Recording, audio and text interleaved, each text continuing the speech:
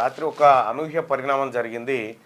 భారత ఉపరాష్ట్రపతి జగదీష్ ధన్ఖడ్ రాజీనామా సమర్పించాడు. అనారోగ్య కారణాలు, ఆ తర్వాత గతంలో ఉన్నటువంటి హెల్త్ ప్రొఫైల్ కారణంగా డాక్టర్లు రెస్ట్ తీసుకోవాల్సిందిగా సూచించారంటూ ఆయన తన పదవికి రాజీనామా చేయడం జరిగింది.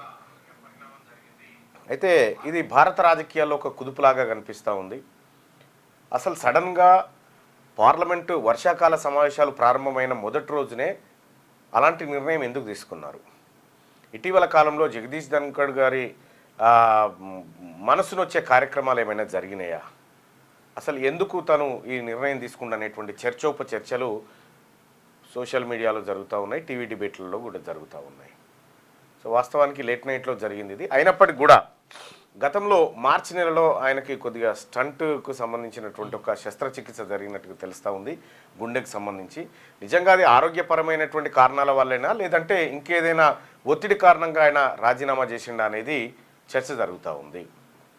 2022లో ఆయన ఏది భారత ఉపరాష్ట్రపతిగా ఎన్నికైన నాటి నుంచి 2027 దాకా ఆయనకు సమయం ఉంది. మరో రెండు సంవత్సరాల సమయం ఉన్నప్పటికీ కూడా ముందే రాజీనామా చేయడం ఒక మంచి చర్చనే, పెద్ద చర్చనే జరుగుతూ ఉంది.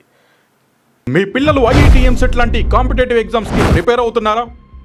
జాబ్స్ కోసం చేసే ప్రయత్నంలో విఫలమవుతున్నారా? ఇంగ్లీష్పై పట్టు సాధించలేక పోటీ ప్రపంచంలో వెనుకబడుతున్నారా? స్టేట్ సిలబస్ అయినా, సెంట్రల్ సిలబస్ అయినా అన్ని సబ్జెక్టులు ఇప్పుడు ఒక్క క్లిక్లో.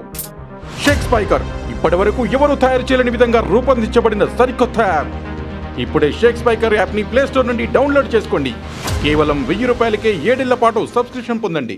లేటెస్ట్ న్యూస్ తెలుగు మరియు ఇంగ్లీష్ అప్డేట్స్ కోసం ఇప్పుడే క్యూన్యూస్ అఫీషియల్ యాప్ని ప్లేస్టోర్ నుండి డౌన్లోడ్ చేసుకోండి. సరికొత్త సమాచారాల కోసం క్యూన్యూస్ వెబ్సైట్ని ఫాలో అవ్వండి. ఛానల్లో ప్రాంతీయ, జాతీయ, అంతర్జాతీయ వార్తలు వీక్షించండి. లైక్ చేయండి.